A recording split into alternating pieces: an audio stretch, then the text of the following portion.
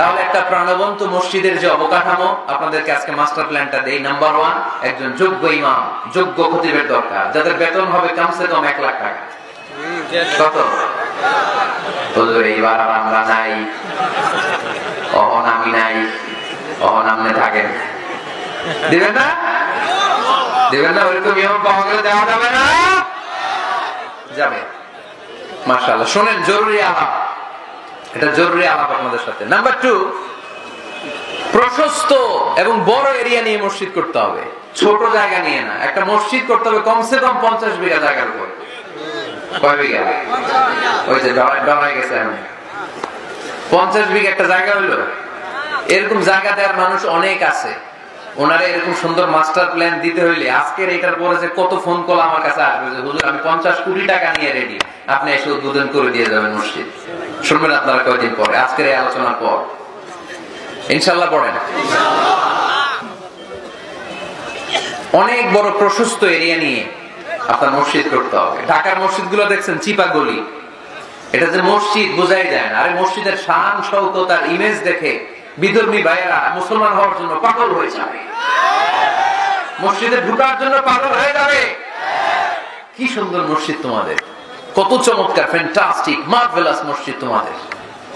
দেখতে যাব আমরা, দেখতে যাইও। মালয়েশিয়াতে 4টা বড় মসজিদ আছে, 2টা পুত্রাজায়াতে।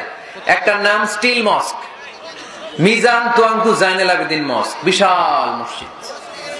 আরেকটা আছে পুত্রা মস্ক, মাহতির মাহমুদ ওখানে সালাত পড়ে, ডক্টর জাকির নায়েক সালাত পড়ে, আমি যাই মাঝে মাঝে মসজিদে।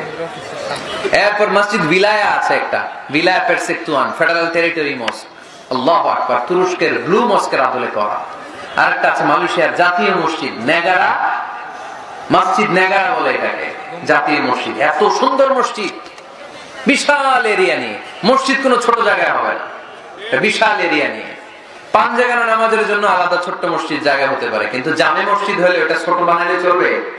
এটা যদি আমাদের সামাজিক ঐক্যের কেন্দ্রবিন্দু হয়, এটা তো অনেক বড় গ্যাদারিং এর জায়গা থাকতে হবে, ঠিক কি না? বিশাল এরিয়া নিয়ে মসজিদ হতে হবে। 2 নাম্বার, পর্যাপ্ত পার্কিং ব্যবস্থা থাকতে হবে মসজিদে। একমত না দ্বিমত? এখানে যদি আপনি জগৎ বিখ্যাত আলেম রাখেন, খতিব রাখেন, যিনি প্রতি সপ্তাহে কি ঘটে বাংলাদেশে ওইটারে কোরআন হাদিসের আলোকে ব্যাখ্যা করে, তো ওনার কথা শোনার জন্য এরকম লাখ লাখ লোক জড়ো হবে না? এরা এদের প্রাইভেট কার নিয়ে আসবে, অনেক এলিট লোকেরা প্রাইভেট কার নিয়ে আসবে ওনার খুতবা শোনার জন্য। অনেকে নিজের হুন্ডা চালায় আসবে, সাইকেল নিয়ে আসবে, এগুলো রাখবে কোথায়? রাস্তার জ্যাম বাজাবে নাকি? না, বিশাল পার্কিং লট থাকবে। ওই পার্কিং লটে প্রত্যেকের পার্কিং এর ব্যবস্থা থাকবে। প্রয়োজনে এই পার্কিং এর মধ্য দিয়ে আইডিয়া জেনারেটিং একটা সিস্টেম আপনি করতে পারেন, যে গাড়ি পার্ক করলে 20 টাকা, হুন্ডা পার্ক করলে 10 টাকা। এক জায়গায় আমার মাহফিলে শুধু পার্কিং দিয়ে কামাইছে 7 লক্ষ টাকা। সুবহানাল্লাহ নাই? This is called idea. বর্তমান পৃথিবীতে আইডিয়ার বড় দাম। পার্কিং লট রাখতে হবে, বিশাল বড় পার্কিং লট। মসজিদ ছোট জায়গায় হবে না, অনেক বড় জায়গায় খোলামেলা ভেন্টিলেশন সিস্টেম থাকতে হবে। এরপরে মনোরম ওয়াশ এরিয়া লাগবে, ওয়াশ এরিয়া যেখানে সুন্দর ওযু করা যায়, গোসল করা যায়। আমাদের বাংলাদেশের মসজিদের টয়লেটে ঢোকা যায়, দুর্গন্ধ কাহিত হয়, বদনার মধ্যে হাত দেওয়া যায় না, টিস্যু নাই। এই ফ্ল্যাশ দিছে কে? ফ্ল্যাশ দিয়ে না, মোবাইলে ফ্ল্যাশ বন্ধ করো। আমাদের মসজিদগুলোর টয়লেটের দিকে খেয়াল করছেন? কেন হিন্দুরা মুসলমান হবে? কেন কেন আসবে? দুর্গন্ধের জায়গায় আসবে কেন? আমি তো যেতে পারি না বাংলাদেশের কোন মসজিদের টয়লেটে, আমি ঢুকতে পারি না, বদনাটা ধরা যায় না। তেলা পোকা, মাকড়সার বাসা, টিকটিকি কাঁধের উপর এসে পড়ে, আছে না নাই? 6 মাসও পরিষ্কার করেন একবার। আপনি মালয়েশিয়ার মসজিদগুলো যদি দেখেন, মসজিদে টয়লেটে ঢুকলে আপনার ঘুম চলে আসে, 5 স্টার হোটেলের মতো। এত সুন্দর লুকিং গ্লাস, এত সুন্দর wash area, liquid soup, towel. ওযু করে মসজিদে ঢুকলেই পরানটা জুড়ায় যায়। তাহলে সুন্দর ওয়াশ এরিয়া লাগবে, কি বলেন? লাগবে না? লাগবে। এরপরে মসজিদের বাইরে ফুলের বাগান লাগবে। কি লাগবে? ইকো ফ্রেন্ডলি মস্ক বলে এটাকে, ইকো ফ্রেন্ডলি, পরিবেশ বান্ধব মসজিদ। মুসল্লিরা যখন ঢুকবে ফুলের গন্ধের সৌরভে এমনি তো মন মাতোয়া। সুবহানাল্লাহ কথা বলেন না? আপনাদের কথাগুলো বুঝতে কষ্ট হচ্ছে মনে হয় না? বুঝতেছেন সবাই? ফুলের বাগান লাগবে, মসজিদের চারদিকে ফুলের বাগান, পাতাবাহার, ফুলের গাছ, সুগন্ধে মসজিদ থাকবে আমল। এরপরে মসজিদে বিশুদ্ধ পানি খাওয়ার ব্যবস্থা থাকতে হবে ফর ফ্রি, ফিল্টার দিয়ে বিভিন্ন জায়গায় পানির ব্যবস্থা। আল্লাহর বান্দারা নামাজ পড়তে আসে, পানি খাওয়ার জায়গাটাও নাই, এরকম মসজিদে আছে না নাই? সুন্দর পানি খাওয়ার ব্যবস্থা রাখতে হবে আপনাদের ওই মসজিদে, যে মসজিদটাকে সামাজিক ঐক্যের কেন্দ্রবিন্দু আপনারা বানাতে চান। এই আপনারা উঠছেন কারা কারা? কি হয়েছে আপনাদের? হ্যাঁ, বসেন বসেন বসেন, একসাথে যাবো আমরা। তাহলে ফুলের বাগান গেল না, এটাকে বলে ইকো ফ্রেন্ডলি মস্ক, পরিবেশ বান্ধব। বিশুদ্ধ খাবার পানি, এরপর লাগবে এয়ারফোন, লাগবে সিসি ক্যামেরা, লাগবে ক্লোজ সার্কিট ক্যামেরা, কোন সমস্যা হলে যদি ফুটেজ আমরা বের করতে পারি। কি বলেন? উন্নত কার্পেট লাগবে, ডিজিটাল সাউন্ড সিস্টেম লাগবে। অনেক জায়গায় আল্লাহু আকবার, ওদিকে মুকাব্বির কয় আল্লাহু আকবার, মাইক নাই, মাইক নষ্ট। তো মাইক নষ্ট, আপনি কি করছেন? ঠিক করেন না কেন? এগুলো ডিজিটাল সাউন্ড সিস্টেমের কোনো বিকল্প নাই। এরপর জুতা রাখার নিরাপদ বাক্স লাগবে। কি কম? বড় লোকেরা মসজিদে যায় না জুতা চুরির ভয়ে, এর জুতার দাম 30,000 টাকা, মসজিদে যায় কি হারাবে নাকি? কথা বলে, ওখানে যদি জুতা রাখার সেলফ সিকিউরিটি বক্স থাকতো, উনি 10 টাকা দিয়ে হইলে ওখানে রাখতো, পরে টোকেন দিয়ে আবার নিজের দামে জুতা ফিরিয়ে নিত। কথা বলেন, প্রতিটা মসজিদে এরকম জুতা রাখা সুন্দর নিরাপদ বাক্সের দরকার আছে না নাই? তারপরে সূত্রা লাগবে, সূত্রা সুন্নত নামাজ পড়ার জন্য ওই যে সূত্রা থাকে না, যাতে সামনে দিকে গেলেও সমস্যা নেই, এই সূত্রা গুলো লাগে। রেহান লাগবে, টিস্যুর বক্স লাগবে, টাওয়াল লাগবে, আতরের বোতল লাগবে। মসজিদে বিভিন্ন জায়গায় আতরের বোতল থাকবে, পারফিউম মেখে মেখে নামাজে দাঁড়াবেন। আর রমাদানে এই মসজিদের ভিতরে একসাথে ইফতারি করার সুযোগ থাকতে হবে। কথা বলেন ঠিক কিনা? কি দরকার ঘরে ইফতারি করার? ইফতারি গুলো নিয়ে আপনি মসজিদে যান, মহিলারা মহিলাদের এরিয়াতে বসবে, ভাইরা ভাইদের এরিয়াতে। কি সুখ, আনন্দের হাসি হাসেন, একসাথে খান। সারাদিনের রোজার কষ্টটারে ভুলাই দিবে কে? আল্লাহ। ফ্যামিলি নিয়ে মসজিদে যান আর না যান, ইফতারি পাঠায় দেন, অথবা পথিকদের জন্য, মুসাফিরদের জন্য ইফতারের ব্যবস্থা রাখেন, একসাথে ইফতারি করবেন মসজিদে। মসজিদে নববীতে তাই হতো। নারীদের জন্য আলাদা জায়গার কথা বলেছি, এটা হবে সেফটি এন্ড সিকিউরিটির সাথে। পুরুষদের দরজা একদিকে, নারীদের দরজা আরেকদিকে। নারীরা নারীদের ওই জায়গা দিয়ে ঢুকবে, ওই জায়গা দিয়ে বের হবে। এটা আলাদা দেয়াল দেয়া থাকবে, এদের টয়লেট আলাদা, ওয়াশরুম আলাদা, ওয়াশিং এরিয়া আলাদা, সবকিছু হবে আলাদা। নারীদের মসজিদে আসার দরকার আছে না নাই? সেফটি সিকিউরিটির সাথে। তারাও এসে করণের কথা শুনতে হবে। এই মসজিদ 24 ঘন্টা খোলা থাকতে হবে, 24 আওয়ার্স। কয় ঘন্টা? প্রায় মসজিদের লাইট বন্ধ করে দেয়, টয়লেট বন্ধ করে দেয়, আছে না নাই? তাহাজ্জুদ পড়তে অনেকে যেতে পারে না। মুসাফির মানুষ রাত 12টার দিকে নামাজটা পড়বে, সুযোগ নাই, আছে না নাই? মসজিদে সিকিউরিটি গার্ড লাগবে, করা সিকিউরিটি গার্ড, চারদিকে সিকিউরিটি গার্ড থাকতে হবে। শিশুদের জন্য আলাদা জায়গার কথা বলেছি। এই মসজিদে সেমিনার হল থাকবে। কি থাকবে? এখানে প্রতি মাসে সেমিনার হতে হবে।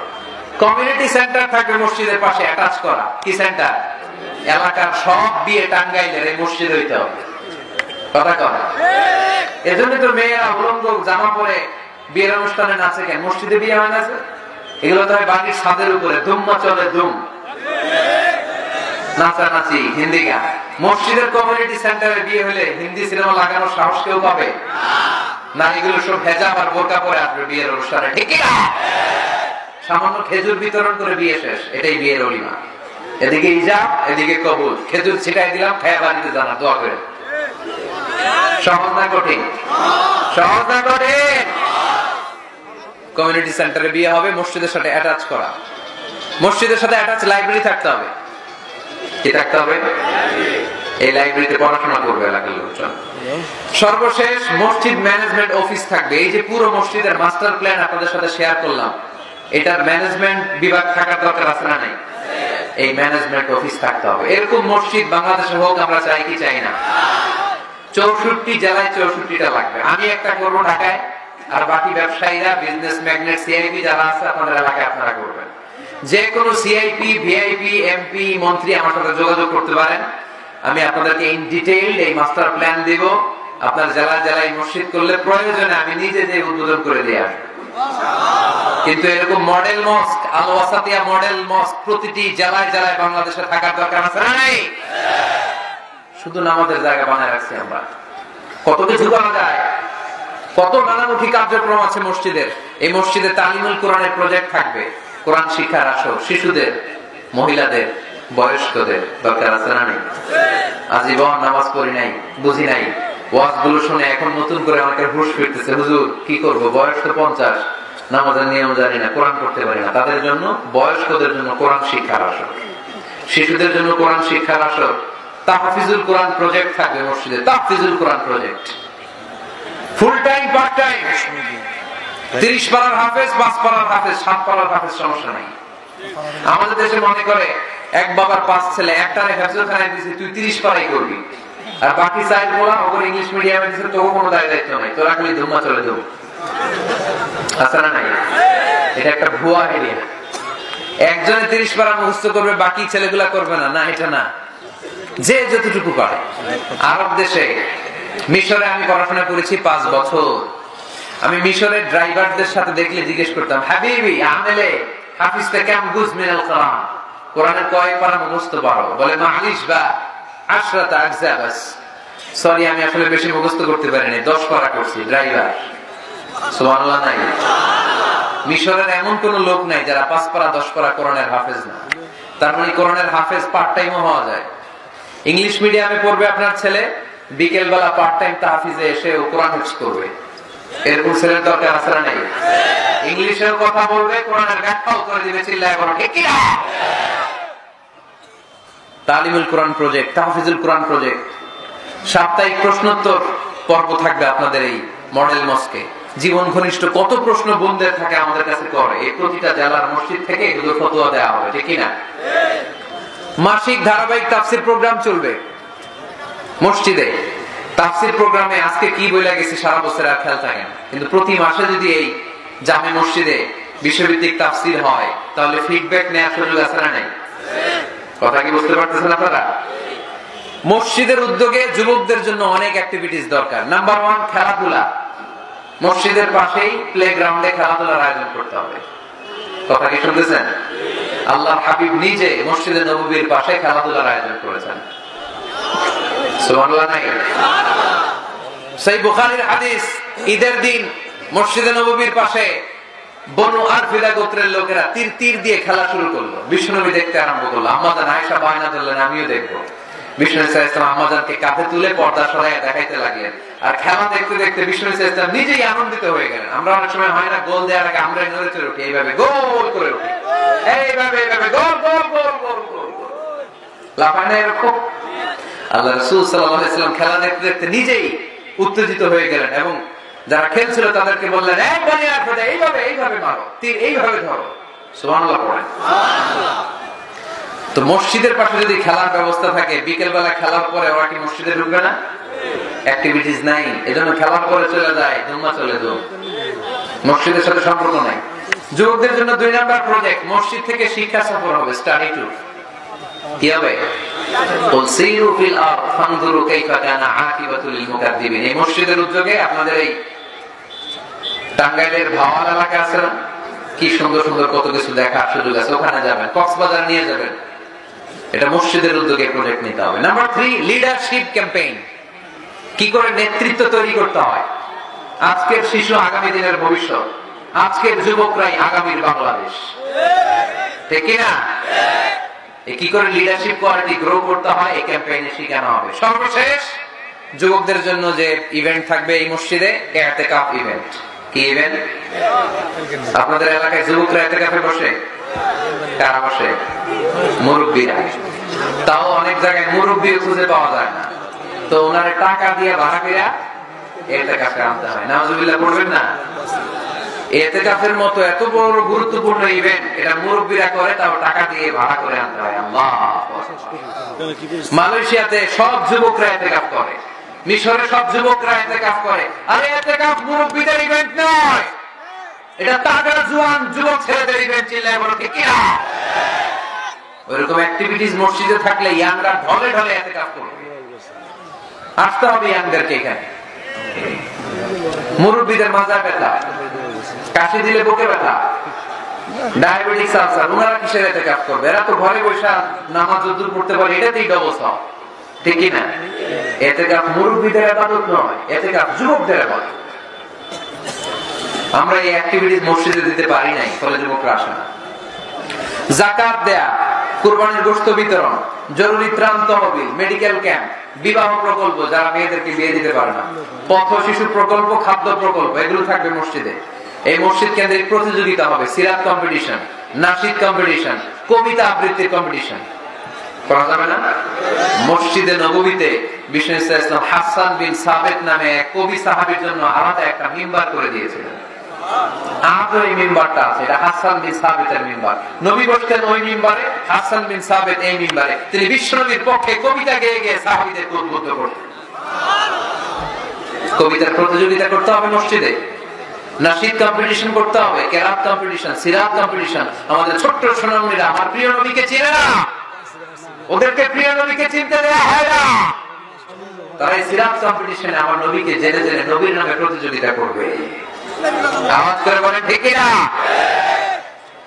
এই মসজিদের আন্ডারে একটা প্রকাশনা সেন্টার থাকতে হবে, সব ধরনের বইপত্র এই মসজিদ থেকে বের হবে, বাৎসরিক মাহফিল হবে, সম্মেলন। আর এই মসজিদকে ঘিরে ইসলামিক ক্যাডেট মাদ্রাসা তৈরি হবে। এই যে মাস্টার প্ল্যান আর অ্যাক্টিভিটিস আপনাদেরকে বললাম, এগুলো হচ্ছে একটা প্রাণবন্ত মসজিদের অবকাঠামো। এরকম মসজিদ যদি হয়, আমাদের শিশুরা, আমাদের যুবকরা কি মসজিদে যাবে না? আমি এরকম মসজিদ করে বাংলাদেশকে দেখাই দেব ইনশাআল্লাহ। আর যারা করতে চান আমার সাথে যোগাযোগ করবেন। আমরা যেন মসজিদ আবাদকারী হতে পারি, আল্লাহ তুমি তৌফিক দান করো। যা বললাম কথাগুলো আল্লাহ তুমি বোঝার ও আমল করার তৌফিক দান করো। আমরা বলি আমিন, আল্লাহুম্মা আমিন।